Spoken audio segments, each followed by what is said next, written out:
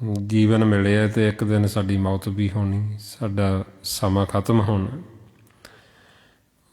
ਹੁਣ ਇਹ ਜਨਮ ਤੋਂ ਲੈ ਕੇ ਜਿਹੜਾ ਮੌਤ ਤੱਕ ਦਾ ਸਾਡੇ ਕੋਲ ਸਮਾਂ ਹੈ, ਸਵਾਸਾਂ ਦਾ ਧਨ ਹੈ ਜਿਹੜਾ, ਬਈ ਇਹਨੂੰ ਹੁਣ ਅਸੀਂ ਕਿਵੇਂ ਖਰਚ ਕਰੀਏ, ਕਿੱਥੇ ਖਰਚ ਕਰੀਏ, ਬਈ ਤਾਂ ਕਿ ਸਾਡਾ ਜਿਹੜਾ ਜੀਵਨ ਉਹ ਸਫਲ ਹੋ ਜੇ, ਅਸੀਂ ਇਸ ਲੋਕ 'ਚ ਵੀ ਸੁਖੀ ਰਹਿ ਸਕੀਏ ਤੇ ਅਸੀਂ ਆਪਦਾ ਅੱਗਾ ਵੀ ਸਵਾਰ ਲਈਏ। ਉਹਦੇ ਵਾਸਤੇ ਫਿਰ ਸਾਨੂੰ ਇਹ ਜੁਗਤ ਤਰੀਕਾ ਸਿਖਾਉਂਦੀ ਜੀਵਨ ਨੂੰ ਜਿਉਣ ਦਾ।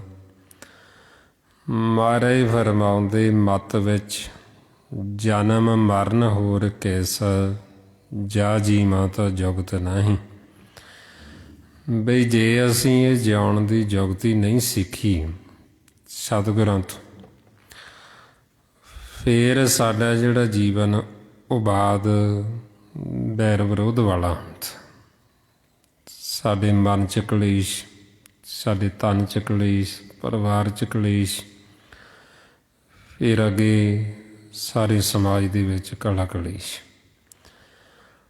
ਹੁਣ ਮਾਰੇ ਸਾਨੂੰ ਫਿਰ ਸਮਝਾਉਂਦੇ ਬਈ ਇਹਨੂੰ ਅਕਲ ਨਹੀਂ ਕਿਹਾ ਜਾਂਦਾ, ਵੀ ਜਿਹਦੇ ਨਾਲ ਅਸੀਂ ਵੈਰ ਵਿਰੋਧ 'ਚ ਹੀ ਚਲੇ ਜਾਣਾ ਹੈ, ਜਿਹਦੇ ਨਾਲ ਅਸੀਂ ਦੌਦਾ 'ਚ ਹੀ ਚਲੇ ਜਾਣਾ, ਬਈ ਉਹ ਕੋਈ ਸਿਆਣਪ ਨਹੀਂ ਹੈ, ਉਹ ਅਕਲ ਨਹੀਂ ਹੈ।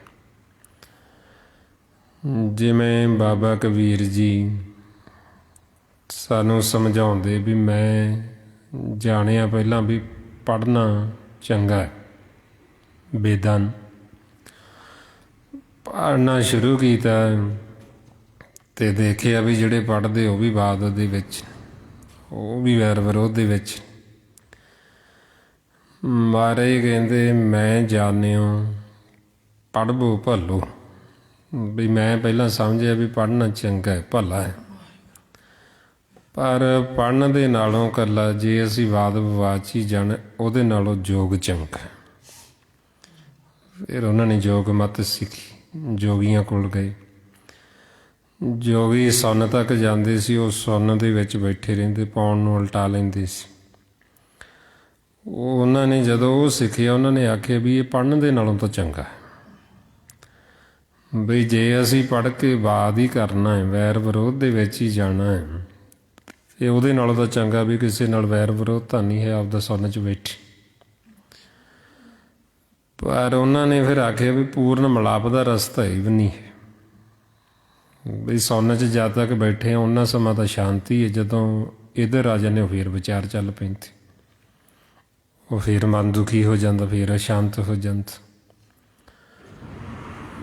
ਫਿਰ ਉਹ ਗੁਰੂ ਦੀ ਸ਼ਰਨ 'ਚ ਗਏ। ਰਾਮਾਨੰਦ ਜੀ ਗੁਰੂ ਸੀ, ਉਹਨਾਂ ਤੋਂ ਫਿਰ ਸ਼ਬਦ ਲਿਆ, ਫਿਰ ਸ਼ਬਦ ਦੀ ਕਮਾਈ ਕੀਤੀ, ਫਿਰ ਭਗਤੀ ਕਰਨ ਲੱਗੇ।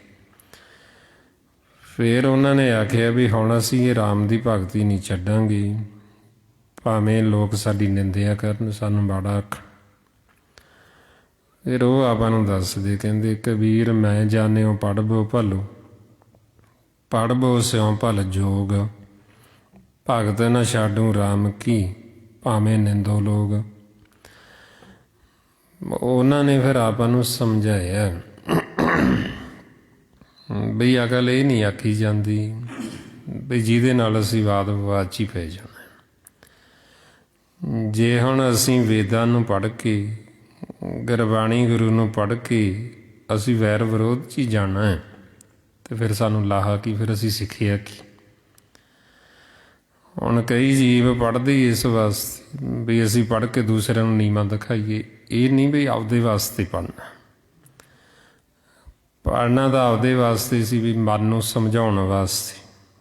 ਮਹਾਰਾਜ ਕਹਿੰਦੇ ਮਨ ਸਮਝਾਵਣ ਕਾਰਨੇ ਕਛੂ ਕੁ ਪੜ੍ਹੀਏ ਗਿਆਨ, ਵੀ ਆਪਦੇ ਮਨ ਨੂੰ ਸਮਝਾਉਣ ਵਾਸਤੇ ਗਿਆਨ ਲੈਣਾ ਸੀ, ਸੋਝੀ ਲੈਣੀ ਸੀ, ਵੀ ਮਨ ਸਾਡਾ ਨਿਰਮਲ ਹੋਵੇ। ਪਰ ਉਹ ਕੀ ਹੋਇਆ ਵੀ ਜੀਵ ਆਪਦੇ ਵਾਸਤੇ ਨਹੀਂ ਲੈਂਦਾ, ਦੂਸਰਿਆਂ ਨੂੰ ਨੀਵਾਂ ਦਿਖਾਉਣ ਵਾਸਤੇ, ਵੀ ਮੈਨੂੰ ਬੜਾ ਗਿਆਨ ਹੈ, ਮੈਂ ਬੜਾ ਵਿਦਵਾਨ, ਦੂਸਰੇ ਦੀ ਮੈਂ ਕਿਵੇਂ ਨਖੇਦੀ ਕਰਾਂ ਤੇ ਕਿਵੇਂ ਮੇਰੀ ਸੰਸਾਰ ਦੇ ਵਿੱਚ ਉਸਤਤ ਹੋਵੇ, ਮਹਿਮਾ ਹੋਵੇ, ਵੀ ਇਹਨਾਂ ਨੂੰ ਤਾਂ ਗਿਆਨ ਹੀ ਬਹੁਤ ਜ਼ਿਆਦਾ ਹੈ। ਜਿੰਨਾ ਇਹਨਾਂ ਨੂੰ ਗਿਆਨ ਹੈ ਉਹਨਾਂ ਗਿਆਨ ਕਿਸੇ ਨੂੰ ਹੋ ਹੀ ਨਹੀਂ ਸਕਦਾ। ਉਹ ਅਸੀਂ ਫਿਰ ਵਿਦਪਤਾ 'ਚ ਪੈ ਜਾਂਦੇ ਵੀ ਜੋ ਅਸੀਂ ਗੁਰਬਾਣੀ ਗੁਰੂ ਤੋਂ ਲੈਣਾ ਸੀ, ਜੋ ਅਸੀਂ ਖੋਜ ਕਰਨੀ ਸੀ ਆਪਣੇ ਆਪੇ ਦੀ, ਆਪਣੇ ਆਪ ਦੀ ਪਹਿਚਾਣ ਕਰਨੀ ਸੀ, ਨਾਮ ਦਾ ਭੇਤ ਲੈਣਾ ਸੀ ਅਤੇ ਨਾਮ ਦਾ ਭੇਤ ਲੈ ਕੇ ਉਹ ਨਾਮ ਦੇ ਵਿੱਚ ਸਮਾਉਣਾ ਸੀ ਅਤੇ ਸਾਡਾ ਜਨਮ ਮਰਨ ਖੰਡਨ ਹੋਣਾ ਸੀ। ਪਰ ਮਹਾਰਾਜ ਕਹਿੰਦੇ ਵੀ ਜੇ ਅਸੀਂ ਸਿਰਫ ਇਕੱਲਾ ਪੜ੍ਹਨ ਤੱਕ ਹੀ ਬਾਹਰੀ ਤੌਰ 'ਤੇ ਸੀਮਿਤ ਰਹਿੰਦੇ, ਫਿਰ ਜੀਵ ਵਿਦਵਾਨ ਬਣ ਜਾਂਦਾ। ਜਿਹੜਾ ਵਿਦਵਾਨ ਉਹ ਚਤੁਰ ਬੁੱਧੀ ਵਾਲਾ ਬਣ ਜਾਂਦਾ। ਉਹ ਫਿਰ ਸੰਸਾਰ ਦੀ ਪੜ੍ਹਾਈ ਵਾਂਗੂ ਹੀ ਉਹ ਗੁਰਬਾਣੀ ਨੂੰ ਪੜ੍ਹਦਾ ਲਗਾ ਮਾਤਰਾ ਦੇ ਵਿੱਚ। ਉਹ ਵਿਆਕਰਨ ਦੇ ਮੁਤਾਬਕ ਵੀ ਜਿਵੇਂ ਉਹਨੇ ਸੰਸਾਰ ਦੀ ਪੜ੍ਹਾਈ ਕੀਤੀ ਹੈ, ਉਹ ਉਸੇ ਤਰ੍ਹਾਂ ਹੀ ਗੁਰਬਾਣੀ ਨੂੰ ਵੀ ਵਿਆਕਰਨ ਦੇ ਵਿੱਚ ਲੈ ਆਏਗਾ। ਮਹਾਰਾਜ ਕਹਿੰਦੇ ਪੜ੍ਹੇਗਾ ਉਵੇਂ ਹੀ ਜਿਵੇਂ ਉਹਨੇ ਸੰਸਾਰ ਦੀਆਂ ਪੁਸਤਕਾਂ ਪੜ੍ਹੀਆਂ। ਉਹਨੂੰ ਨਹੀਂ ਪਤਾ ਵੀ ਇਹ ਬ੍ਰਹਮ ਵਿਦਿਆ ਹੈ, ਬ੍ਰਹਮ ਦਾ ਗਿਆਨ ਹੈ, ਚੌਥੇ ਪਦ ਦੀ ਗੁਰਬਾਣੀ। ਮਹਾਰਾਜ ਕਹਿੰਦੇ ਵੀ ਉਹ ਅੱਖਰਾਂ ਦੇ ਵਿੱਚ ਉਲਝ ਕੇ ਹੀ ਰਹਿ ਜਾਏਗਾ। ਫਿਰ ਸਤਿਗੁਰੂ ਉਹਦੀ ਅਵਸਥਾ ਦੱਸਦੇ, ਕਹਿੰਦੇ ਪੁਸਤਕ ਪਾਠ ਵਿਆਕਰਨ ਬਖਾਣੇ, ਸੰਧਿਆ ਕਰਮ ਤਿਰਕਾਲ ਕਰੇ, ਬਿਨ ਗੁਰ ਸ਼ਬਦ ਮੁਕਤ ਕਹਾਂ ਪ੍ਰਾਣੀ, ਰਾਮ ਨਾਮ ਬਿਨ ਉਰਜ ਮਰੇ। ਬਈ ਉਹ ਕੀ ਕਰਦਾ ਫਿਰ, ਉਹ ਸਮਾਂ ਬੰਨ ਲੈਂਦਾ। ਸੰਧਿਆ ਉਹ ਵੀ ਕਰਦਾ, ਸਵੇਰੇ ਬਾਣੀ ਪੜ੍ਹ ਲਈ, ਦੁਪਹਿਰੇ ਪੜ੍ਹ ਲਓ, ਸ਼ਾਮ ਨੂੰ ਪੜ੍ਹ ਲਓ, ਰਾਤ ਨੂੰ ਪੜ੍ਹ ਲਓ। ਪਰ ਪੜ੍ਹਦੇ ਹੋਏ ਵੀ ਉਹਦਾ ਮਨ ਨਹੀਂ ਟਿਕਦਾ। ਪੜ੍ਹਦੇ ਹੋਏ ਵੀ ਉਹਦੇ ਵਿਚਾਰ ਉਵੇਂ ਚੱਲੀ ਜਾਣਗੇ, ਫੁਰਨੇ ਉਵੇਂ ਚੱਲੀ ਜਾਣਗੇ। ਮਹਾਰਾਜ ਉਹਨੂੰ ਗੁਰਬਾਣੀ 'ਚ ਫਿਰ ਮਨਮੁਖ ਕਹਿੰਦੇ। ਸਤਿਗੁਰੂ ਕਹਿੰਦੇ ਨਾਨਕ ਸੰਧਿਆ ਕਰੇ ਮਨਮੁਖੀ, ਜੀਓ ਨਾ ਟਿਕੇ ਮਰ ਜੰਮੇ ਹੋਏ ਖਵਾਰ। ਵੀ ਪੜ੍ਹਦਾ ਮਨਮੁਖ ਵੀ ਹੈ, ਪਰ ਉਹਦਾ ਮਨ ਨਹੀਂ ਟਿਕਦਾ, ਕਿਉਂਕਿ ਉਹ ਸੋਝ ਹੀ ਨਹੀਂ ਲੈਂਦਾ ਵੀ ਗੁਰਬਾਣੀ ਮੇਰੇ ਅੰਦਰ ਦੀ ਖੋਜ। ਅਤੇ ਸਤਿਗੁਰੂ ਕਹਿੰਦੇ ਬਈ ਜੇ ਮਨ ਨਹੀਂ ਟਿਕੇਗਾ ਤਾਂ ਦੁਬਾਰਾ ਫਿਰ ਵਾਪਸ ਘਰਾਂ ਦੇ ਵਿੱਚ ਮੁੜ ਜਾਏਗਾ, ਫਿਰ ਦੁਬਾਰਾ ਉੱਧਰ ਨੂੰ ਚਲਾ ਜਾਏਗਾ। ਸੋ ਤਾਂ ਫਿਰ ਸਾਨੂੰ ਸਮਝਾਉਂਦੇ ਵੀ ਜਦ ਤੱਕ ਸਾਨੂੰ ਐਸੇ ਗੁਰਮੁਖਾਂ ਦਾ ਸੰਗ ਨਹੀਂ ਹੁੰਦਾ, ਸੰਤਾਂ ਦਾ, ਸਾਧੂਆਂ ਦਾ, ਗੁਰਬਾਣੀ ਜੋ ਹੈ ਇਹ ਉਹਨਾਂ ਦੀ ਗੁਰਬਾਣੀ ਹੈ ਜਿਹੜੇ ਮਨ ਜਾਗੇ ਨੇ, ਜਿਨ੍ਹਾਂ ਨੇ ਪਰਮਾਤਮਾ ਨਾਲ ਮਿਲਾਪ ਕੀਤਾ, ਨਾਮ ਦੇ ਵਿੱਚ ਸਮਾਏ, ਨਾਦ ਦੇ ਵਿੱਚ ਸਮਾ ਕੇ ਉਹਨਾਂ ਨੇ ਮਾਲਕ ਦੇ ਸਨਮੁਖ ਹੋ ਕੇ ਮਾਲਕ ਦੀ ਮਹਿਮਾ ਕੀਤੀ, ਵਡਿਆਈ ਕੀਤੀ। ਜਿਸ ਵਰਤਾਏ ਮਹਾਰਾਜ ਸਾਨੂੰ ਸਮਝਾਉਂਦੇ ਰੋਜ਼ ਗੁਰੂ ਨਾਨਕ ਪਾਤਸ਼ਾਹ, ਗੁਰਮੁਖ ਨਾਦੰ ਗੁਰਮੁਖ ਵੇਦੰ ਗੁਰਮੁਖ ਰਿਹਾ ਸਮਾਏ। ਬਈ ਗੁਰਮੁਖਾਂ ਨੇ ਨਾਦ ਦੇ ਵਿੱਚ ਸਮਾ ਕੇ ਜਦੋਂ ਮਾਲਕ ਦੀ ਮਹਿਮਾ ਕੀਤੀ, ਉਹ ਜਿਹੜੇ ਵਚਨ ਉਹ ਵੇਦ ਬਣ ਜਾਂਦੇ। ਉਹ ਉਹਨਾਂ ਦੇ ਮੁਖ ਦੀ ਜਿਹੜੀ ਗੁਰਬਾਣੀ ਗੁਰੂ ਸਾਹਿਬਾਨਾਂ ਦੇ ਭਗਤਾਂ ਸੀ, ਉਹਨੂੰ ਗੁਰਬਾਣੀ ਕਹਿੰਦੇ, ਜੋ ਗੁਰੂ ਗ੍ਰੰਥ ਸਾਹਿਬ ਜੀ ਦੀ ਬਾਣੀ। ਹੁਣ ਆਪਾਂ ਨੂੰ ਫਿਰ ਸਮਝਾਉਂਦੇ ਵੀ ਉਹ ਕਿਵੇਂ ਬਚਨ ਪ੍ਰਗਟ ਹੁੰਦੇ, ਕਿੱਥੇ ਜਾ ਕੇ, ਵੀ ਜਦੋਂ ਗੁਰਮੁਖ ਨਾਦ ਦੇ ਵਿੱਚ ਸਮਾ ਕੇ ਮਾਲਕ ਦੇ ਸਨਮੁਖ ਹੋ ਕੇ ਉਹਦੀ ਵਡਿਆਈ ਕਰਦੇ। ਹੁਣ ਆਪਾਂ ਨੂੰ ਫਿਰ ਸਮਝਾਉਂਦੇ ਵੀ ਇਹ ਗੁਰਬਾਣੀ ਚੌਥੇ ਪਦ ਦੀ ਨਾਮ ਤੋਂ ਸ਼ੁਰੂ ਹੁੰਦੀ। ਹੁਣ ਇਸ ਲਈ ਕਹਿੰਦੇ ਵੀ ਇਹਨੂੰ ਕੋਈ ਗੁਰਮੁਖ ਹੀ ਵਿਚਾਰ ਸਕਦਾ, ਉਹ ਵੀ ਕੋਈ ਵਿਰਲਾ। ਵੀ ਜਿਹੜਾ ਨਾਦ ਦੇ ਵਿੱਚ ਸਮਾਇਆ ਹੋਵੇ, ਆਪਦੇ ਘਰ ਗਿਆ ਹੋਵੇ ਅਤੇ ਉਹਨੂੰ ਭੇਜ ਦੇ, ਉਹ ਵਿਚਾਰ ਸਕਦਾ। ਨਹੀਂ ਤਾਂ ਆਮ ਜੀਵ ਜੇ ਉਹ ਗੁਰਬਾਣੀ ਨੂੰ ਵਿਚਾਰੇਗਾ ਵੀ ਉਹ ਤ੍ਰੈ ਗੁਣਾਂ ਦੇ ਵਿੱਚ ਹੀ ਅਰਥ ਕੱਢੇਗਾ, ਸੰਸਾਰ ਦੇ ਅਰਥ ਕੱਢੇਗਾ। ਤਾਂਹੀਓ ਮਹਾਰਾਜ ਫਰਮਾਉਂਦੇ, ਕਹਿੰਦੇ ਬਾਣੀ ਵਿਰਲੋ ਵਿਚਾਰ ਸੀ, ਜੇ ਕੋ ਗੁਰਮੁਖ ਹੋਈ ਇਹ ਬਾਣੀ ਮਹਾਂਪੁਰਖ ਕੀ ਨਿਜ ਕਰ ਵਾਸਾ ਹੋਈ। ਮਹਾਰਾਜ ਕਹਿੰਦੇ ਵੀ ਜੇ ਕੋਈ ਗੁਰਮੁਖ ਹੋਵੇ ਤੇ ਉਹ ਗੁਰਬਾਣੀ ਨੂੰ ਵਿਚਾਰ ਕੇ ਸਾਨੂੰ ਦੱਸੇ ਵੀ ਸਾਨੂੰ ਗੁਰਬਾਣੀ ਗੁਰੂ ਕੀ ਸਮਝਾਉਂਦੇ ਨੇ, ਸਾਨੂੰ ਕੀ ਕਹਿੰਦੇ ਨੇ, ਫਿਰ ਸਾਨੂੰ ਸਮਝ ਲੱਗਦੀ। ਨਹੀਂ ਪੜ੍ਹਦੇ ਤਾਂ ਅਸੀਂ ਹੈਗੇ ਹੀ ਹਾਂ, ਪੜ੍ਹਦੇ ਵੀ ਨਹੀਂ, ਸਾਨੂੰ ਪਤਾ ਲੱਗਦਾ ਵੀ ਅਸੀਂ ਕੀ ਪੜ੍ਹਦੇ। ਸੋ ਇਸ ਲਈ ਫਿਰ ਆਪਾਂ ਨੂੰ ਸਮਝਾਉਂਦੇ ਬਈ ਜਿਵੇਂ ਸੰਸਾਰ ਦੀ ਵਿੱਦਿਆ ਪੜ੍ਹਨ ਵਾਸਤੇ ਸਕੂਲ ਨੇ, ਇਸੇ ਤਰ੍ਹਾਂ ਹੀ ਇਹ ਬ੍ਰਹਮ ਵਿੱਦਿਆ ਹੈ, ਬ੍ਰਹਮ ਦਾ ਗਿਆਨ ਹੈ, ਅਤੇ ਇਹਦੇ ਵਾਸਤੇ ਸਤ ਸੰਗਤ ਸਕੂਲ ਹੈ ਸਤਿਗੁਰੂ ਦਾ। ਹੁਣ ਆਪਾਂ ਬੱਚਿਆਂ ਨੂੰ ਉੱਥੇ ਭੇਜਦੇ ਹਾਂ ਜਿੱਥੇ ਚੰਗੇ ਟੀਚਰ ਹੋਣ। ਜੇ ਟੀਚਰ ਚੰਗੇ ਹੋਣ ਹੀ ਨਾ, ਉਹਨਾਂ ਨੂੰ ਆਪ ਹੀ ਨਾ ਪੜ੍ਹਾਈ ਆਉਂਦੀ ਹੋਵੇ ਤੇ ਉਹ ਪੜ੍ਹਾਉਣਗੇ ਕੀ ਬੱਚਿਆਂ ਨੂੰ। ਹੁਣ ਇਸੇ ਤਰ੍ਹਾਂ ਹੀ ਇਹ ਗੁਰੂ ਘਰ ਸਤ ਸੰਗਤ ਸਤਿਗੁਰ ਦਾ ਸਕੂਲ ਹੈ। ਹੁਣ ਜਦੋਂ ਅਸੀਂ ਗੁਰੂ ਘਰ ਆਉਣਾ ਤੇ ਜੇ ਇੱਥੇ ਟੀਚਰ ਹੀ ਨਾ ਹੋਣ, ਟੀਚਰ ਹੁੰਦੇ ਨੇ ਸੰਤ ਸਾਧੂ ਭਗਤ ਗੁਰਸਿੱਖ ਗੁਰਮੁਖ, ਇਹ ਟੀਚਰ ਹੁੰਦੇ, ਇਹਨਾਂ ਨੇ ਸਾਨੂੰ ਸਮਝਾਉਣਾ ਵੀ ਗੁਰਬਾਣੀ ਗੁਰੂ ਸਾਨੂੰ ਕੀ ਕਹਿ ਰਹੇ ਨੇ। ਜੇ ਟੀਚਰ ਹੀ ਨਾ ਹੋਣ ਤੇ ਸਾਨੂੰ ਫਿਰ ਪਤਾ ਹੀ ਨਹੀਂ ਲੱਗਣਾ ਵੀ ਸਾਨੂੰ ਕਹਿੰਦੇ ਕੀ ਨੇ, ਕਿਉਂਕਿ ਆਪਦੇ ਆਪ ਤਾਂ ਸਾਨੂੰ ਸਮਝ ਆ ਨਹੀਂ ਸਕਦੀ। ਸੋ ਇਸ ਵਾਸਤੇ ਫਿਰ ਆਪਾਂ ਨੂੰ ਸਮਝਾਉਂਦੇ ਵੀ ਜੀਵ ਢੂੰਡਦੇ ਤਾਂ ਹੈਗੇ, ਲੱਭਦੇ ਤਾਂ ਹੈਗੇ ਪਰਮਾਤਮਾ ਨੂੰ, ਪਰ ਲੱਭਦੇ ਅੰਨ੍ਹਿਆਂ ਵਾਂਗੂ। ਹੁਣ ਜਿਨ੍ਹਾਂ ਨੇ ਸਾਨੂੰ ਭੇਤ ਦੇਣਾ, ਸੰਤਾਂ ਨੇ ਸਾਧੂਆਂ ਨੇ, ਉਹਨਾਂ ਦੀ ਪਹਿਚਾਣ ਨਹੀਂ ਕਰਦੇ। ਅਤੇ ਜਦ ਤੱਕ ਸਾਨੂੰ ਉਹਨਾਂ ਦੀ ਪਹਿਚਾਣ ਨਹੀਂ ਆਉਂਦੀ, ਉਹਨਾਂ ਤੋਂ ਬਿਨਾਂ ਸਾਨੂੰ ਸਮਝ ਨਹੀਂ ਲੱਗ ਸਕਦੀ ਵੀ ਅਸੀਂ ਭਗਤੀ ਕਿਵੇਂ ਕਰਨੀ, ਵੀ ਅਸੀਂ ਕਿਵੇਂ ਮਾਲਕ ਨਾਲ ਮਿਲਾਪ ਕਰਨਾ। ਮਹਾਰਾਜ ਕਹਿੰਦੇ ਢੂੰਡਤ ਢੂੰਡੇ ਅੰਧਗਤ ਔਰ ਚੀਨਤ ਨਾਹੀ ਸੰਤ, ਕਹੇ ਨਾਮਾ ਕਿਉਂ ਪਾਈਏ ਬਿਨ ਭਗਤੋ ਭਗਵੰਤ। ਵੀ ਅਸੀਂ ਕਿਵੇਂ ਮਾਲਕ ਨੂੰ ਮਿਲੀਏ ਉਹਨਾਂ ਸੰਤਾਂ ਤੋਂ ਬਿਨਾਂ, ਕਿਉਂਕਿ ਸੰਤਾਂ ਨੇ ਹੀ ਤਾਂ ਸਾਨੂੰ ਦੱਸਣਾ। ਸੰਤਾਂ ਨੂੰ ਗੁਰਬਾਣੀ ਗੁਰੂ ਵਿੱਚ ਨੌਕਰ ਰੱਖਿਆ, ਚਾਕਰ ਰੱਖਿਆ, ਇਹਦੇ ਪਰਮਾਤਮਾ ਦੇ ਗੋਲੇ।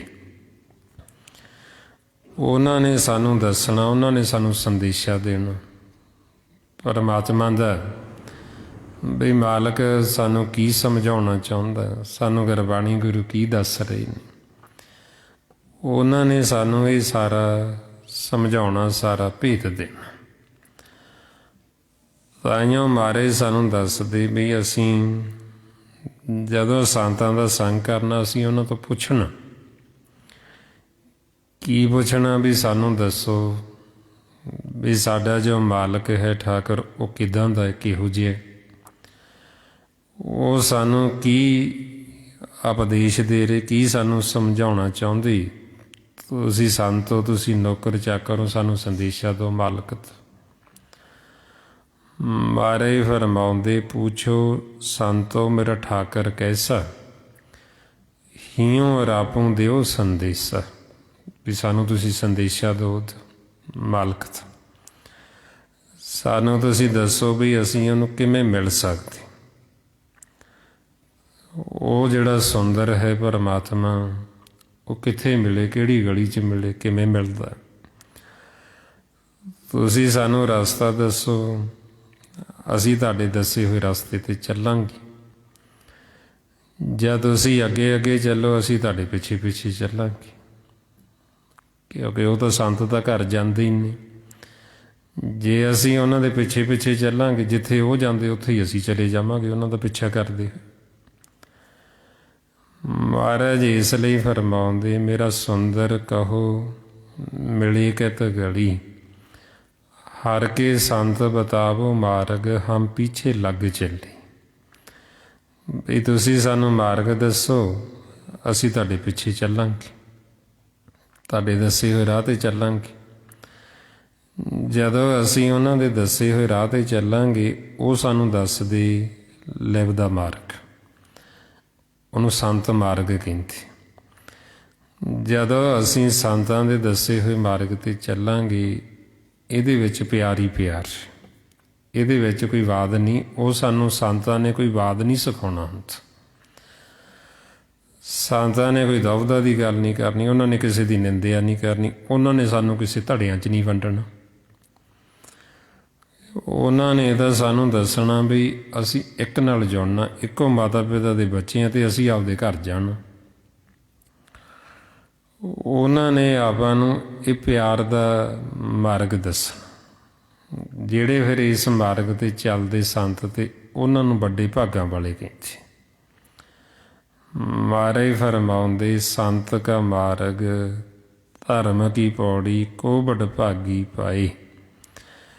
ਬਈ ਵੱਡੇ ਭਾਗਾਂ ਵਾਲੇ ਉਹ ਗੁਰਮੁਖ ਜਿਨ੍ਹਾਂ ਨੇ ਇਹ ਸੰਤ ਮਾਰਗ ਨੂੰ ਜਾਣ ਲਿਆ ਅਤੇ ਸੰਤ ਮਾਰਗ 'ਤੇ ਚੱਲ ਪਏ।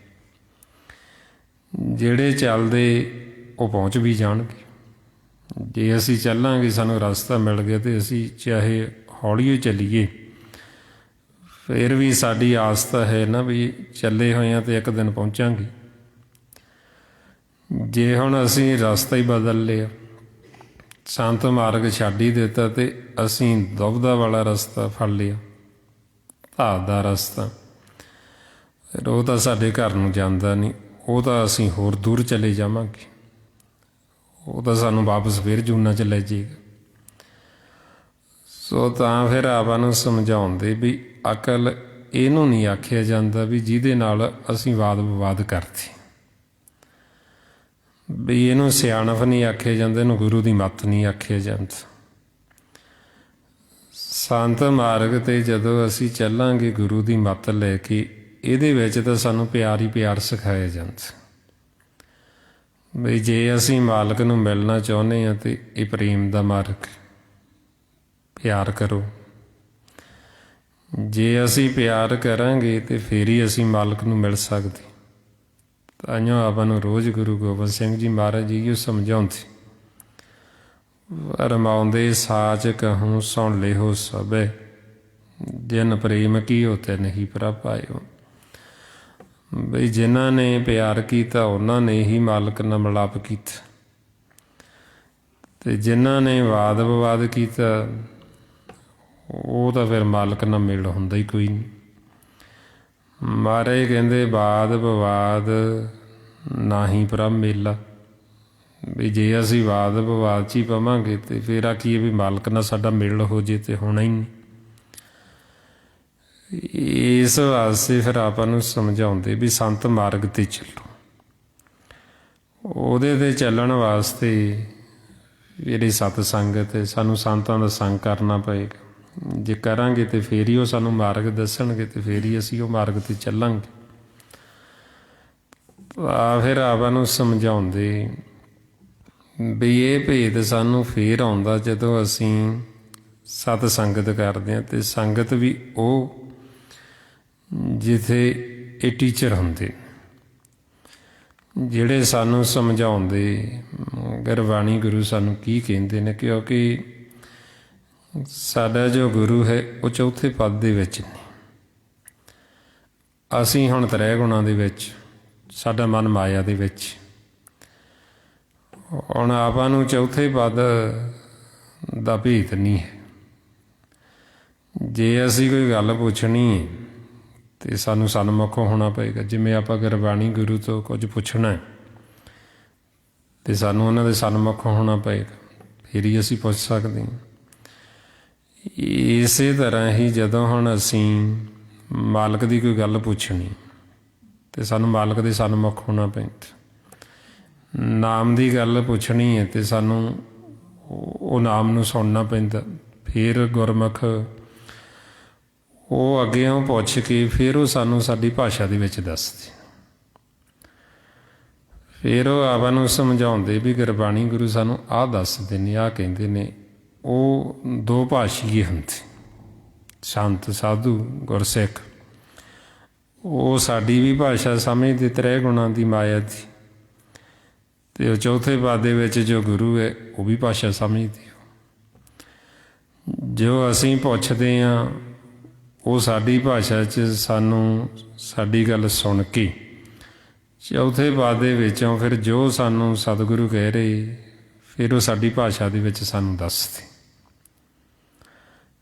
ਤਾਂ ਕਰਕੇ ਫਿਰ ਆਪਾਂ ਨੂੰ ਸਮਝਾਉਂਦੇ ਵੀ ਜਦ ਤੱਕ ਸਾਨੂੰ ਇਹ ਸੰਤ ਦੋ ਭਾਸ਼ੀਏ ਨਾ ਮਿਲਣ, ਉਹਨਾਂ ਸਮਾਂ ਸਾਨੂੰ ਚੌਥੇ ਪਦ ਦਾ ਗਿਆਨ ਨਹੀਂ ਆ ਸਕਦਾ, ਸਾਨੂੰ ਆਪਦੇ ਘਰ ਦਾ ਭੇਤ ਨਹੀਂ ਆ ਸਕਦਾ। ਬੇਸ਼ੱਕ ਅਸੀਂ ਪੜ੍ਹਦੇ ਜ਼ਰੂਰ ਹਾਂ ਰੋਜ਼, ਨਿਜ ਘਰ ਮਹਿਲ ਪਾਵੋ ਸੁਖ ਸਹਿਜੇ, ਬੌਰ ਨਾ ਹੋਏਗੋ ਫੇਰ, ਪੜ੍ਹ ਲਾਂਗੇ, ਪਰ ਸਾਨੂੰ ਉਹ ਨਿਜ ਮਹਿਲ ਦਾ ਭੇਤ ਹੀ ਨਹੀਂ ਆਏਗਾ ਵੀ ਉਹ ਨਿਜ ਮਹਿਲ ਹੈ ਕਿੱਥੇ। ਉਹ ਨਿਜ ਮਹਿਲ ਨੂੰ ਕਿਹੜਾ ਦਰਵਾਜ਼ਾ ਲੱਗਿਆ, ਕਿਵੇਂ ਉਹ ਦਰਵਾਜ਼ਾ ਬੰਦ ਕੀਤਾ ਹੋਇਆ, ਉਹ ਦਰਵਾਜ਼ੇ ਨੂੰ ਅਸੀਂ ਕਿਵੇਂ ਖੋਲ੍ਹਣਾ, ਉਹ ਸਾਰਾ ਕੁਝ ਸਾਨੂੰ ਸੰਤਾਂ ਨੇ ਭੇਜ ਦੇਣਾ, ਦੱਸਣਾ। ਨਹੀਂ ਤਾਂ ਸਾਨੂੰ ਆਪਦੇ ਆਪੇ ਭੇਤ ਆ ਹੀ ਨਹੀਂ ਸਕਦਾ। ਸੋ ਇਸ ਵਾਸਤੇ ਫਿਰ ਇਹ ਸਤ ਸੰਗਤ ਦੀ ਗੁਰਬਾਣੀ ਗੁਰੂ ਵਿੱਚ ਬਹੁਤ ਜ਼ਿਆਦਾ ਮਹਾਰਾਜ ਨੇ ਵਡਿਆਈ ਕੀਤੀ। ਬਈ ਜਦੋਂ ਮਾਲਕ ਸਾਡੇ 'ਤੇ ਕਿਰਪਾ ਦ੍ਰਿਸ਼ਟੀ ਕਰਦੇ ਨੇ, ਜਦੋਂ ਉਹ ਸਾਨੂੰ ਮਿਲਾਉਣਾ ਚਾਹੁੰਦੇ ਆਪਦੇ ਨਾਲ, ਫਿਰ ਉਹ ਸਾਡੇ 'ਤੇ ਕਿਵੇਂ ਕਿਰਪਾ ਕਰਦੇ, ਉਹ ਸਾਨੂੰ ਸਤ ਸੰਗਤ ਮਿਲਾਉਂਦੇ, ਉਹ ਸਾਨੂੰ ਆਪਦੇ ਪਿਆਰਿਆਂ ਦਾ ਸੰਗ ਦਿੰਦੇ। ਫਿਰ ਵੀ ਜਿਹੜੇ ਸੰਤ ਉਹਦੇ ਪਿਆਰੇ ਨੇ ਮਾਲਕ ਦੇ, ਜਿਨ੍ਹਾਂ ਨੂੰ ਸਾਰਾ ਭੇਤ ਮਾਲਕ ਦੇ ਨੌਕਰ ਨੇ, ਚਾਕਰ ਨੇ, ਉਹ ਫਿਰ ਮਾਲਕ ਜਦੋਂ ਸਾਨੂੰ ਆਪਣੇ ਆਪੇ ਦੀ ਸੋਝੀ ਦੇਣੀ ਚਾਹੁੰਦਾ, ਫਿਰ ਸਾਨੂੰ ਉਹਨਾਂ ਦਾ ਸੰਗ ਬਖਸ਼ਿਸ਼ ਕਰਦਾ। ਇਹ ਮਾਲਕ ਦੀ ਕਿਰਪਾ ਦੀ ਨਿਸ਼ਾਨੀ। ਮਹਾਰਾਜ ਫਰਮਾਉਂਦੇ, ਜਿਸ 'ਤੇ ਕਿਰਪਾ ਕਰੀ ਤਿਸ ਸਤ ਸੰਗਤ ਮਿਲਾਏ। ਬਈ ਜਦੋਂ ਮਾਲਕ ਸਾਡੇ 'ਤੇ ਕਿਰਪਾ ਦ੍ਰਿਸ਼ਟੀ ਕਰਦੇ, ਉਹ ਸਾਨੂੰ ਸਤ ਸੰਗਤ ਦੇ ਵਿੱਚ ਲੈ ਕੇ ਆਉਂਦੇ, ਉਹ ਸਾਨੂੰ ਸੰਤਾਂ ਦਾ ਸੰਗ ਦਿੰਦੇ, ਸਾਧੂਆਂ ਦਾ ਸਾਨੂੰ ਸੰਗ ਕਰਾ ਦਿੰਦੇ। ਜਦੋਂ ਸਾਨੂੰ ਉਹਨਾਂ ਦਾ ਸੰਗ ਹੋ ਜਾਂਦਾ, ਇਹ ਬਹੁਤ ਵੱਡੇ ਭਾਗ ਜੇ ਸਾਡੇ ਹੋਣ, ਫਿਰ ਸਾਨੂੰ ਉਹਨਾਂ ਦਾ ਸੰਗ ਮਿਲਦਾ, ਨਹੀਂ ਤਾਂ ਉਹਨਾਂ ਦਾ ਸੰਗ ਨਹੀਂ ਮਿਲਦਾ ਸਾਨੂੰ। ਇਸ ਲਈ ਮਹਾਰਾਜ ਕਹਿੰਦੇ, ਬੜ ਭਾਗੀ ਸਾਧ ਸੰਗ ਪ੍ਰਾਪਤ, ਤੈਨ ਭੇਟਤ ਦੁਰਮਤ ਖੋਈ। ਬਈ ਜੇ ਸਾਡੇ ਬਹੁਤ ਵੱਡੇ ਭਾਗ ਹੋਣ ਤੇ ਫਿਰ ਸਾਨੂੰ ਸਾਧ ਸੰਗਤ ਮਿਲਦੀ, ਫਿਰ ਸਾਧ ਸੰਗਤ ਕਰਕੇ ਸਾਡੇ ਅੰਦਰ ਜਿਹੜੀ ਦੁਰਮਤ ਦੀ ਮੈਲ ਲੱਗੀ ਹੁੰਦੀ, ਦੁਵਿਧਾ ਦੀ, ਇਹ ਵਾਦ ਵਿਵਾਦ ਦੀ, ਵੈਰ ਵਿਰੋਧ ਦੀ, ਇਹਨੇ ਸਾਡੀ ਮੈਲ ਜਾਂਦੀ। ਸੰਤ ਸਾਧੂ ਜਨ ਸਾਡੇ ਮਨ ਨੂੰ ਧੋ ਦਿੰਦੇ, ਸਾਡੇ ਮਨ ਦਾ ਇਸ਼ਨਾਨ ਕਰਾ ਦਿੰਦੇ ਅਤੇ ਸਾਡੇ ਮਨ ਦੀ ਮੈਲ ਉਤਰ ਜਾਂਦੀ। ਮਹਾਰਾਜ ਇਸ ਲਈ ਕਹਿੰਦੇ ਵੀ ਹਰੀ ਦੇ ਸੰਤ ਨੇ ਜਿਹੜੇ, ਉਹਨਾਂ ਦਾ ਸੰਗ ਕਰਕੇ ਸਾਡੇ ਮਨ ਤੋਂ ਇਸ ਤਰ੍ਹਾਂ ਮੈਲ ਲੈਂਦੀ ਹੈ, ਜਿਵੇਂ ਕੱਪੜਾ ਮੈਲਾ ਅਤੇ ਉਹ ਸੰਗ ਕਰ ਲੈਂਦਾ ਸਾਬਣ ਦਾ, ਸਾਬਣ ਦਾ ਸੰਗ ਹੋਣ ਦੇ ਨਾਲ ਕੱਪੜੇ ਦੀ ਮੈਲ ਉਤਰ ਜਾਂਦੀ। ਇਸੇ ਤਰ੍ਹਾਂ ਹੀ ਸੰਤ ਸਾਧੂ ਜਨਾਂ ਦਾ ਸੰਗ ਕਰਕੇ ਸਾਡੇ ਮਨ ਦੇ ਵਿੱਚੋਂ ਮੈਲ ਜਾਂਦੀ। ਮਹਾਰਾਜ ਫਰਮਾਉਂਦੇ, ਹਰ ਕੇ ਸੰਤ ਸੰਤ ਭਲ ਨੀਕੇ, ਮੈਲ ਸੰਤ ਜਨਾ ਮਲ ਲਹੀਏ, ਹਉ ਮੈਂ ਦੌਰਤ ਗਈ ਸਭ ਨੀਕਰ, ਜਿਉ ਕਾਪੜ ਸਾਬਣ ਕਰਿਆ। ਬਈ ਜੋ ਸਾਡੇ ਅੰਦਰ ਮੈਲ ਹੁੰਦੀ, ਹਉਮੈ ਦੀ, ਦੁਵਿਧਾ ਦੀ, ਹੰਕਾਰ ਦੀ, ਇਹ ਸੰਤਾਂ ਦਾ ਸੰਗ ਕਰਕੇ ਸਾਡੇ ਅੰਦਰੋਂ ਮੈਲ ਜਾਂਦੀ। ਸੰਤ ਸਾਧੂ ਜਨ ਸਾਡੇ ਅੰਦਰੋਂ ਹਉਮੈ ਹੰਕਾਰ ਨੂੰ ਇਸ ਤਰ੍ਹਾਂ ਕੱਢ ਕੇ ਪਾਸੇ ਕਰ ਦਿੰਦੇ, ਜਿਵੇਂ ਹੰਸ ਦੁੱਧ ਦੇ ਵਿੱਚੋਂ ਪਾਣੀ ਨੂੰ ਵੱਖਰਾ ਕਰ ਦਿੰਦਾ। ਇਸੇ ਤਰ੍ਹਾਂ ਹੀ ਮਹਾਰਾਜ ਕਹਿੰਦੇ, ਜਿਉਂ ਜਲ ਦੁੱਧ ਭਿੰਨ ਭਿੰਨ ਕਾਢੇ ਚੌਣ ਹੰਸਲਾ, ਤੇ ਇਉਂ ਇਸ ਦੇਹੀ ਤੇ ਚੁਣ ਕਾਢੇ ਸਾਧੂ ਹਉਮੈ ਤਾਤ। ਬਈ ਜਿਵੇਂ ਉਹ ਹੰਸ ਹੈ, ਉਹਦੇ ਅੱਗੇ ਆਪਾਂ ਦੁੱਧ 'ਚ ਪਾਣੀ ਪਾ ਕੇ ਰੱਖ ਦਈਏ ਅਤੇ ਉਹ ਦੁੱਧ ਨੂੰ ਵੱਖ ਕਰ ਦਿੰਦਾ, ਪਾਣੀ ਨੂੰ ਵੱਖ ਕਰ ਦਿੰਦਾ। ਇਸੇ ਤਰ੍ਹਾਂ ਹੀ ਮਹਾਰਾਜ ਕਹਿੰਦੇ, ਸੰਤ ਸਾਧੂ ਜਨ, ਇਹ ਸਾਡੇ ਅੰਦਰ ਜਿਹੜੀ ਹਉਮੈ, ਅਸਾਧ ਰੋਗ, ਹਉਮੈ ਦਾ ਅਤੇ ਨਾਮ ਦਾ ਆਪਸ ਵਿੱਚ ਵਿਰੋਧ, ਦੋਵੇਂ ਇਕੱਠੇ ਇੱਕ ਥਾਂ 'ਤੇ ਨਹੀਂ ਰਹਿੰਦੇ। ਮਹਾਰਾਜ ਫਰਮਾਉਂਦੇ ਹਉਮੈ ਨਾਮੇ ਨਾਲ ਵਿਰੋਧ ਹੈ, ਦੋਏ ਨਾ ਵਸੇ ਇੱਕ ਠਾਈ। ਹੁਣ ਜਿੱਥੇ ਹਉਮੈ ਉੱਥੇ ਨਾਮ ਨਹੀਂ ਵਸਦਾ, ਅਤੇ ਸਾਧੂ ਜਨ ਹਉਮੈ ਕੱਢ ਕੇ ਬਾਹਰ ਰੱਖ ਦਿੰਦੇ। ਜਦੋਂ ਹਉਮੈ ਸਾਡੇ ਅੰਦਰੋਂ ਚਲੀ ਗਈ ਅਤੇ ਉੱਥੇ ਜਿੱਥੇ ਹਉਮੈ ਵਸਦੀ ਸੀ ਉੱਥੇ ਨਾਮ ਨੇ ਥਾਂ ਲੈ ਲਈ, ਉੱਥੇ ਨਾਮ ਵਸ ਜਾਂਦਾ। ਸੋ ਇਸ ਵਾਸਤੇ ਫਿਰ ਆਪਾਂ ਨੂੰ ਸਮਝਾਉਂਦੇ ਬਈ ਜਦ ਤੱਕ ਸਾਨੂੰ ਸੰਤ ਸਾਧੂ ਦਾ ਸੰਗ ਨਹੀਂ ਹੁੰਦਾ, ਓਨਾ ਸਮਾਂ ਅਸੀਂ ਇਹ ਤ੍ਰੈ ਗੁਣਾਂ ਤੋਂ ਅਤੀਤ ਨਹੀਂ ਹੋ ਸਕਦੇ। ਓਨਾ ਸਮਾਂ ਸਾਨੂੰ ਮਾਇਆ ਦਾ ਹੀ ਨਹੀਂ ਭੇਦ ਆਉਂਦਾ ਵੀ ਮਾਇਆ ਹੈ ਕੀ ਹੈ। ਅਸੀਂ ਮਾਇਆ ਸਮਝਦੇ ਹਾਂ ਸੰਸਾਰੀ ਪੈਸਿਆਂ ਨੂੰ, ਜ਼ਮੀਨ ਜਾਇਦਾਦ ਨੂੰ, ਹੈ ਤਾਂ ਇਹ ਵੀ ਮਾਇਆ ਹੈ, ਪਰ ਅਸਲ ਮਾਇਆ ਵੀ ਜਿਹਦੇ ਕਰਕੇ ਅਸੀਂ ਇਹ ਬੱਝੇ ਹੋਏ ਹਾਂ ਇਹਨਾਂ ਦੇ ਨਾਲ, ਉਹ ਤਾਂ ਬੱਝੇ ਹਾਂ ਕਿਉਂਕਿ ਸਾਡੇ ਅੰਦਰ ਮਾਇਆ ਹੈ। ਉਹ ਮਾਇਆ ਹੈ ਤ੍ਰੈ ਗੁਣ, ਇਹ ਵਿਚਾਰ ਫੁਰਨੇ ਜਿਹੜੇ ਸਾਡੇ ਅੰਦਰ ਚੱਲਦੇ। ਹੁਣ ਇਹ ਮਾਇਆ ਸਾਰਿਆਂ ਨੂੰ ਹੀ ਲੱਗੀ ਹੋਈ, ਜਿੰਨੀ ਵੀ 84 ਲੱਖ ਜੂਨ ਹੈ, ਜਿਹਨੂੰ ਪੇਟ ਉੱਧਰ ਲੱਗਿਆ ਉਹਨੂੰ ਇਹ ਮਾਇਆ ਵੀ ਲੱਗੀ ਹੋਈ। ਹੁਣ ਇਹ ਜ਼ਮੀਨ ਜਾਇਦਾਦ ਘਰ ਬਾਰ ਤਾਂ ਆਪਾਂ ਹੀ ਬਣਾਉਂਦੇ, ਮਾਨਸ ਜਾਮੇ ਵਿੱਚ ਆਪਾਂ ਹੀ ਪੈਸਾ ਇਕੱਠਾ ਕਰਦੇ। ਹੋਰ ਜਿੰਨੇ ਪਸ਼ੂ ਪੰਛੀ ਨੇ ਉਹ ਤਾਂ ਪੈਸਾ ਨਹੀਂ ਇਕੱਠਾ ਕਰਦੇ, ਪਰ ਮਾਇਆ ਜਿਹੜੀ ਉਹਨਾਂ ਨੂੰ ਵੀ ਲੱਗੀ ਹੋਈ, ਉਹਨਾਂ ਦੇ ਅੰਦਰ ਵੀ ਵਿਚਾਰ ਚੱਲਦੇ, ਫੁਰਨੇ ਉਹਨਾਂ ਦੇ ਅੰਦਰ ਵੀ ਚੱਲਦੇ, ਉਹ ਵੀ ਲੜਾਈਆਂ ਝਗੜੇ ਕਰਦੇ, ਲੜਦੇ ਨੇ। ਹੁਣ ਮਹਾਰਾਜ ਜੀ ਇਸ ਲਈ ਫਿਰ ਕਹਿੰਦੇ ਵੀ ਜਿਹਨੂੰ ਉੱਧਰ ਲੱਗੇ ਆ ਪੇਟ, ਉਹਨੂੰ ਮਾਇਆ ਵੀ ਲੱਗੀ। ਫਿਰ ਇਹ ਮਾਇਆ ਤੋਂ ਸਾਡਾ ਕਦੋਂ ਛੁਟਕਾਰਾ ਹੁੰਦਾ, ਕਦੋਂ ਸਾਨੂੰ ਮਾਇਆ ਦਾ ਭੇਤ ਆਉਂਦਾ? ਜਦੋਂ ਸਾਨੂੰ ਸਾਧੂ ਜਨਾਂ ਦਾ ਸੰਗ ਹੁੰਦਾ, ਉਹ ਸਾਨੂੰ ਦੱਸਦੇ ਵੀ ਮਾਇਆ ਹੈ ਕੀ ਹੈ ਅਤੇ ਕਿਵੇਂ ਅਸੀਂ ਮਾਇਆ ਤੋਂ ਉੱਪਰ ਉੱਠਣਾ। ਮਹਾਰਾਜ ਇਸ ਲਈ ਫਰਮਾਉਂਦੇ ਕਹੋ ਕਬੀਰ ਜਿਸ ਉਦਰ ਤਿਸ ਮਾਇਆ, ਤਬ ਛੂਟੇ ਜਬ ਸਾਧੂ ਪਾਇਆ। ਬਈ ਜਦੋਂ ਸਾਨੂੰ ਸਾਧੂ ਦਾ ਸੰਗ ਹੋਇਆ ਫਿਰ ਅਸੀਂ ਇਹ ਮਾਇਆ ਤੋਂ ਉੱਪਰ ਉੱਠੇ। ਉਹਨੇ ਦੱਸਿਆ ਵੀ ਮਾਇਆ ਹੈ ਕੀ ਹੈ, ਨਹੀਂ ਤਾਂ ਸਾਨੂੰ ਭੇਦ ਹੀ ਨਹੀਂ ਆਉਂਦਾ ਵੀ ਮਾਇਆ ਕਿਹਨੂੰ ਕਹਿੰਦੇ ਨੇ।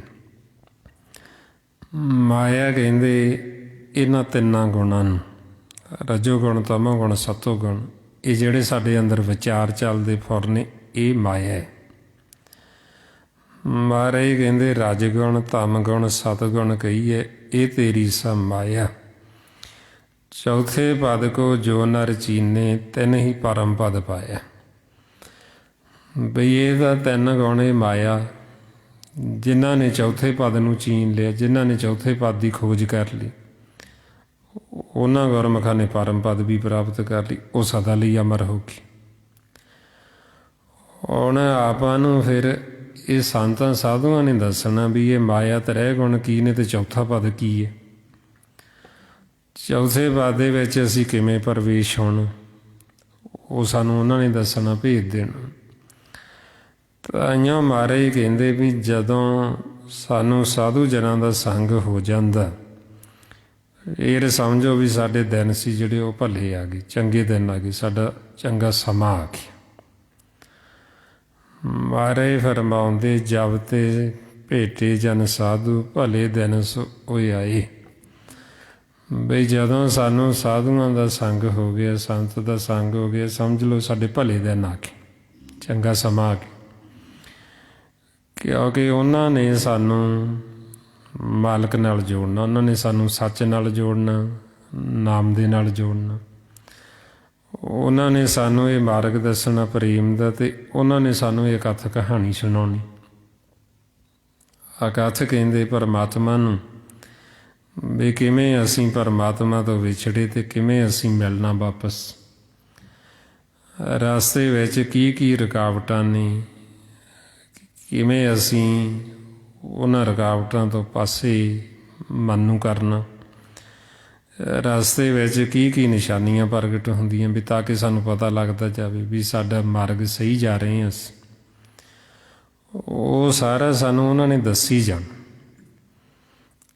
ਇਸ ਲਈ ਫਿਰ ਉਹਨਾਂ ਦੀ ਡਿਊਟੀ ਹੈ, ਉਹਨਾਂ ਦੀ ਮਾਲਕ ਨੇ ਲਾਈ ਵੀ ਉਹਨਾਂ ਨੇ ਇਹ ਕਹਾਣੀ ਕਰਨੀ। ਜੋ ਮਹਾਰਾਜ ਫਰਮਾਉਂਦੇ ਆਵੋ ਸੰਤ ਪਿਆਰਿਓ ਅਕਥ ਕੀ ਕਰੇ ਕਹਾਣੀ, ਕਰਹਿ ਕਹਾਣੀ ਅਕਥ ਕੇਰੀ ਕਿਤ ਦਵਾਰੇ ਆਈਏ।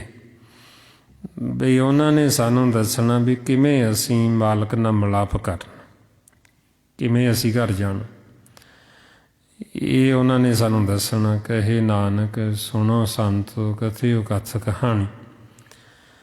ਬਈ ਉਹਨਾਂ ਨੇ ਕੋਈ ਸਾਨੂੰ ਸੰਸਾਰ ਦੀਆਂ ਗੱਲਾਂ ਨਹੀਂ ਸੁਣਾਉਣੀਆਂ ਸੰਤਾਂ ਨੇ, ਉਹਨਾਂ ਨੇ ਸਾਨੂੰ ਕੋਈ ਦੁਬਦਾ ਦੀ ਗੱਲ ਨਹੀਂ ਸੁਣਾਉਣੀ, ਉਹਨਾਂ ਨੇ ਕਿਸੇ ਦੀ ਨਿੰਦਿਆ ਨਹੀਂ ਕਰਨੀ, ਕਿਸੇ ਦੀ ਨਖੇਦੀ ਨਹੀਂ ਕਰਨੀ। ਇਹ ਸੰਤਾਂ ਦਾ ਕੰਮ ਨਹੀਂ ਹੈ। ਸੰਤਾਂ ਦਾ ਕੰਮ ਹੈ ਉਹਨਾਂ ਨੇ ਕਥ ਕਹਾਣੀ ਕਰਨੀ, ਉਹਨਾਂ ਨੇ ਪ੍ਰੇਮ ਦੀ ਕਹਾਣੀ ਕਰਨੀ। ਸੰਤਾਂ ਦਾ ਕਰਮ ਹੈ ਆਪ ਸਿਮਰਨ ਕਰਨਾ ਅਤੇ ਸਾਨੂੰ ਕਰਾਉਣਾ, ਅਤੇ ਨਾਲ ਨਾਲ ਸਾਨੂੰ ਇਹ ਮਾਲਕ ਨੂੰ ਮਿਲਾਪ ਦਾ ਰਸਤਾ ਦੱਸਣਾ। ਜਿਸ ਵਰਥਾਏ ਮਹਾਰਾਜ ਫਰਮਾਉਂਦੇ ਸਾਜਨ ਸੰਤ ਕਰੋ ਇਹ ਕਾਮ, ਆਨ ਤਿਆਗ ਜਪੋ ਹਰ ਨਾਮ, ਸਿਮਰ ਸਿਮਰ ਸਿਮਰ ਸੁਖ ਪਾਵੋ, ਆਪ ਜਪੋ ਅਵਰਾ ਨਾਮ ਜਪਾਵੋ। ਇਹ ਸੰਤਾਂ ਦਾ ਕੰਮ ਹੈ ਵੀ ਆਪ ਵੀ ਜਪਣਾ ਅਤੇ ਸਾਨੂੰ ਵੀ ਜਪਾਉਣਾ। ਉਹਨਾਂ ਨੇ ਸਾਨੂੰ ਇਹ ਨਾਲ ਨਾਲ ਕਥ ਕਹਾਣੀ ਸੁਣਾਉਣੀ ਵੀ ਕਿਵੇਂ ਅਸੀਂ ਮਾਲਕ ਤੋਂ ਵਿਛੜੇ ਅਤੇ ਕਿਵੇਂ ਮਿਲਣਾ, ਪ੍ਰੇਮ ਕਹਾਣੀ ਕਰ, ਜਿਸ ਨੂੰ ਮਹਾਰਾਜ ਫਰਮਾਉਂਦੇ ਅਕਥ ਕਹਾਣੀ ਪ੍ਰੇਮ ਕੀ, ਕੋ ਪ੍ਰੀਤਮ ਆਖੇ ਆਏ। ਬਈ ਇਹ ਜਿਹੜੀ ਕਹਾਣੀ ਹੈ ਪ੍ਰੇਮ ਦੀ ਕਹਾਣੀ ਹੈ, ਕਿਸੇ ਨਾਲ ਕੋਈ ਦੁਬਦਾ ਦੀ ਕਹਾਣੀ ਨਹੀਂ ਹੈ। ਜੇ ਤਾਂ ਸੰਤ ਹੈ ਉਹ ਤਾਂ ਸਾਨੂੰ ਪ੍ਰੇਮ ਦੀ ਕਹਾਣੀ ਹੀ ਸੁਣਾਏ, ਜੇ ਹੁਣ ਸੰਤ ਨਹੀਂ ਤਾਂ ਉਹਨੇ ਦੁਬਦਾ ਦੀ ਗੱਲ ਕਰ, ਉਹਨੇ ਵੈਰ ਵਿਰੋਧ ਦੀ ਗੱਲ ਕਰਨੀ, ਕਿਉਂਕਿ ਉਹਦੇ ਅੰਦਰ ਆਪਦੇ ਖੁਦ ਦੇ ਵੈਰ ਵਿਰੋਧ। ਜਿਹੜੀ ਚੀਜ਼ ਸਾਡੇ ਅੰਦਰ ਵਸੀ ਹੁੰਦੀ ਉਹ ਚੀਜ਼ ਮੁੱਖ ਰਾਹੀਂ ਬਾਹਰ ਨਿਕਲਦੀ। ਜੇ ਸਾਡੇ ਅੰਦਰ ਦੁਬਦਾ ਈਰਖਾ ਨਫ਼ਰਤ ਹੈ ਉਹ ਛਪਾਇਆ ਛੁਪਣੀ ਨਹੀਂ, ਉਹ ਮੁੱਖ ਰਾਹੀਂ ਬਾਹਰ ਨਿਕਲ ਆਉਂਦੀ। ਮਹਾਰਾਜ ਇਸ ਲਈ ਫਰਮਾਉਂਦੇ ਅੰਤਰ ਹੋਏ ਸੋ ਨਿਕਲੇ ਨ ਛਪੇ ਛਪਾਇਆ। ਬਈ ਜੋ ਚੀਜ਼ ਸਾਡੇ ਅੰਦਰ ਹੈ ਉਹ ਛਪਾਇਆ ਛੁਪਣੀ, ਉਹ ਮੁੱਖ ਰਾਹੀਂ ਬਾਹਰ ਨਿਕਲ ਆਉਣੀ। ਜੇ ਤਾਂ ਸਾਡੇ ਅੰਦਰ ਨਾਮ ਵਸਿਆ ਅਤੇ ਅਸੀਂ ਉਹ ਨਾਮ ਦੀ ਮਹਿਮਾ ਕਰਾਂਗੇ, ਵਡਿਆਈ ਕਰਾਂਗੇ। ਜੇ ਮਾਲਕ ਵਸੇ ਅਸੀਂ ਮਾਲਕ ਦੀ ਸੋਭਾ ਕਰਾਂਗੇ। ਜੇ ਸਾਡੇ ਅੰਦਰ ਪ੍ਰੇਮ ਹੈ ਅਤੇ ਅਸੀਂ ਪ੍ਰੇਮ ਦੀ ਗੱਲ ਕਰਾਂਗੇ। ਜੇ ਹੁਣ ਸਾਡੇ ਅੰਦਰ ਵਾਦ ਵਿਵਾਦ ਹੈ ਅਤੇ ਉਹ ਛਪਾਇਆ ਛੁਪਣਾ ਨਹੀਂ, ਉਹ ਮੁੱਖ ਰਾਹੀਂ ਅਸੀਂ ਉਹੀਓ ਕੱਢਾਂਗੇ ਬਾਹਰ। ਸੋ ਤਾਂ ਫਿਰ ਮਹਾਰਾਜ ਸਮਝਾਉਂਦੇ ਬਈ ਇਹ ਸਾਨੂੰ ਇਸ ਲਈ ਦੱਸ ਰਹੇ ਵੀ ਜੀਵ ਲੱਭਦੇ ਰੱਬ ਨੂੰ, ਪਰ ਉਹਨਾਂ ਸੰਤਾਂ ਦੀ ਪਹਿਚਾਣ ਨਹੀਂ ਕਰਦੇ ਵੀ ਸੰਤ ਕੌਣ ਨੇ। ਬਈ ਉਹਨਾਂ ਨੇ ਸਾਨੂੰ ਸੰਤਾਂ ਨੇ ਕੀ ਦੱਸਣਾ, ਕੀ ਸਮਝਾਉਣਾ।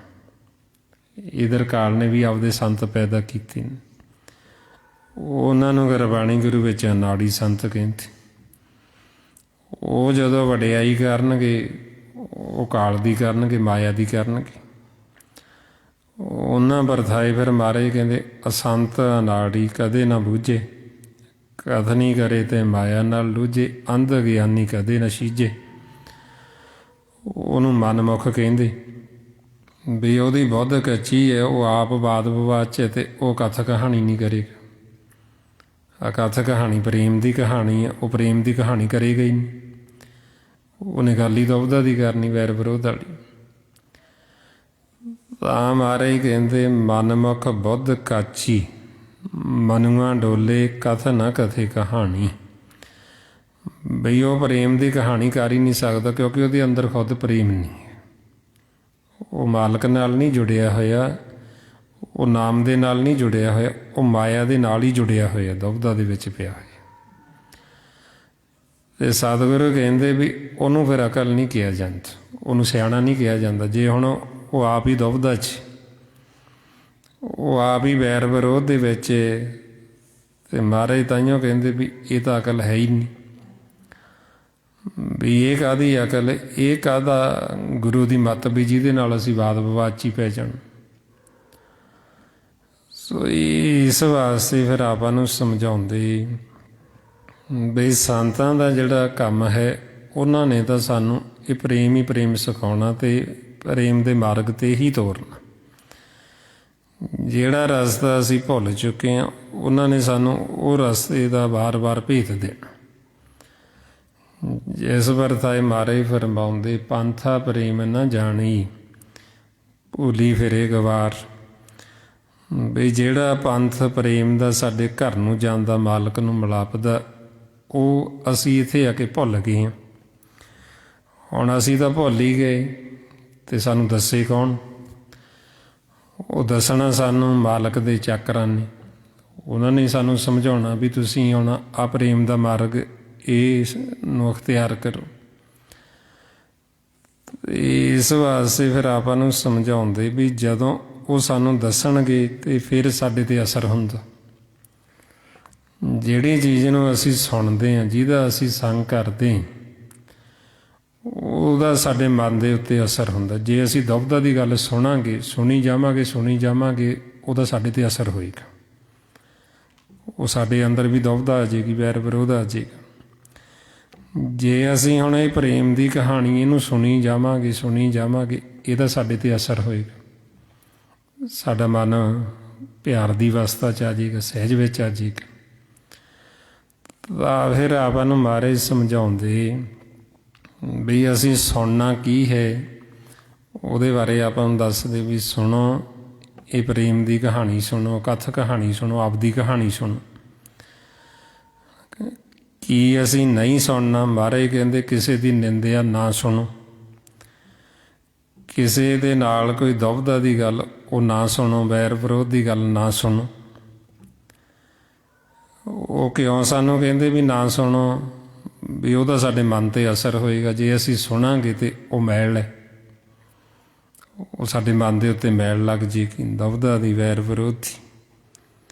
ਅਤੇ ਸਾਡਾ ਜਦੋਂ ਮੈਲ ਲੱਗ ਗਈ ਅਸੀਂ ਹੋਰ ਦੁਖੀ ਹੋ ਜਾਵਾਂਗੇ, ਹੋਰ ਅਸ਼ਾਂਤ ਹੋ ਜਾਵਾਂਗੇ।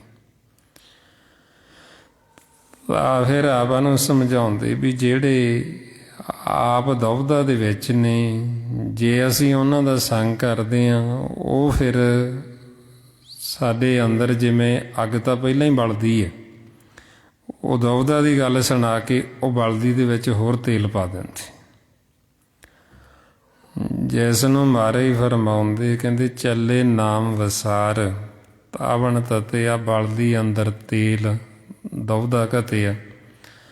ਬਈ ਅਸੀਂ ਪਹਿਲਾਂ ਹੀ ਅਸ਼ਾਂਤ ਮਨ ਤਾਂ ਬਈ ਜੀਵ ਜਾਂਦੇ ਵੀ ਸੰਤਾਂ ਕੋਲ ਚਲੋ ਜੀ, ਮਨ ਨੂੰ ਸ਼ਾਂਤੀ ਆਵੇ, ਸੁੱਖ ਮਿਲੇਗਾ। ਜੇ ਹੁਣ ਉਹੀਓ ਸਾਨੂੰ ਦੁਬਦਾ ਦੀ ਗੱਲ ਸੁਣਾਉਣਗੇ, ਵੈਰ ਵਿਰੋਧ ਦੀ ਗੱਲ ਸੁਣਾਉਣਗੇ, ਉਹ ਅੱਗ ਤਾਂ ਸਾਡੇ ਅੰਦਰ ਪਹਿਲਾਂ ਹੀ ਬਲਦੀ ਪਈ ਹੈ। ਉਹ ਦੁਬਦਾ ਦੀ ਗੱਲ ਸੁਣਾ ਕੇ ਉਹ ਹੋਰ ਉੱਤੇ ਤੇਲ ਪਾ ਦਿੰਦੇ, ਉਹ ਹੋਰ ਸਾਡਾ ਮਨ ਅਸ਼ਾਂਤ ਹੋ ਜਾਂਦਾ, ਹੋਰ ਦੁਖੀ ਹੋ ਜਾਂਦਾ। ਸੋ ਤਾਂ ਫਿਰ ਆਪਾਂ ਨੂੰ ਮਹਾਰਾਜ ਸਮਝਾਉਂਦੇ ਬਈ ਜੇ ਅਸੀਂ ਇੱਦਾਂ ਦਾ ਸੰਗ ਕਰਾਂਗੇ, ਮਨਮੁਖ ਦਾ, ਸਾਕਤ ਦਾ, ਉਹਨੂੰ ਮਨਮੁਖ ਹੀ ਕਹਿੰਦੇ ਜਿਹੜਾ ਦੁਬਦਾ ਦੀ ਗੱਲ ਕਰਦਾ।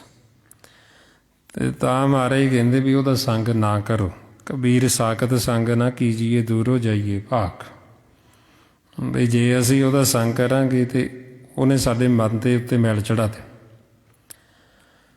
ਅਤੇ ਇਸ ਲਈ ਫਿਰ ਆਪਾਂ ਨੂੰ ਕਹਿੰਦੇ ਵੀ ਸੰਗ ਕਿਹਦਾ ਕਰੋ?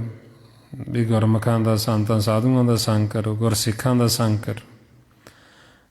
ਜੇ ਅਸੀਂ ਉਹਨਾਂ ਦਾ ਸੰਗ ਕਰਾਂਗੇ, ਉਹ ਸਾਨੂੰ ਪਿਆਰ ਦੀ ਕਹਾਣੀ ਸੁਣਾਉਣਗੇ ਅਤੇ ਸਾਡਾ ਮਨ ਸਹਿਜ ਵਿੱਚ ਆ ਜਾਏਗਾ, ਸਾਡੇ ਮਨ ਦੀ ਮੈਲ ਉਤਰ ਜਾਏਗੀ। ਤਾਂਹੀਓ ਮਹਾਰਾਜ ਸਮਝਾਉਂਦੇ ਕਹਿੰਦੇ ਗੁਰਮੁਖ ਸੌ ਕਰ ਦੋਸਤੀ ਸਤਿਗੁਰ ਸਿਉ ਲਾਈ ਚਿੱਤ ਜਨਮ ਮਰਨ ਕਾ ਮੂਲ ਕਟੀਏ ਤਾਂ ਸੁਖ ਹੋਗੀ ਮਿੱਥ। ਬਈ ਜੇ ਅਸੀਂ ਗੁਰਮੁਖਾਂ ਨਾਲ ਦੋਸਤੀ ਕਰਾਂਗੇ, ਉਹਨਾਂ ਨਾਲ ਬਹਿਣੀ ਉੱਠਣੀ ਬਣਾਵਾਂਗੇ, ਅਤੇ ਉਹ ਸਾਨੂੰ ਮਾਲਕ ਦੀ ਕਹਾਣੀ ਸੁਣਾ ਕੇ ਸਾਡੇ ਮਨ ਤੋਂ ਮੈਲ ਲਾ ਦੇਣ। ਸਾਨੂੰ ਜਿਹੜਾ ਰੋਗ ਲੱਗਿਆ ਜਨਮ ਮਰਨ ਦਾ, ਉਹ ਸਾਡਾ ਜੜ ਤੋਂ ਹੀ ਕੱਟ ਦੇਣਗੇ ਅਤੇ ਅਸੀਂ ਸਦਾ ਲਈ ਸੁਖੀ ਹੋ ਜਾਣਾ, ਸਦਾ ਲਈ ਅਸੀਂ ਅਮਰ ਹੋ ਜਾਵਾਂਗੇ। ਸੋ ਇਸ ਲਈ ਫਿਰ ਆਪਾਂ ਨੂੰ ਸਮਝਾਉਂਦੇ ਵੀ ਜੇ ਅਸੀਂ ਬਚਨ ਮੰਨੀਏ ਸੰਤਾਂ ਦਾ, ਫਿਰ ਅਸੀਂ ਇਹ ਸੰਸਾਰ ਸਾਗਰ ਭਵ ਸਾਗਰ ਤੋਂ ਤਰ ਜਾਂਦੇ।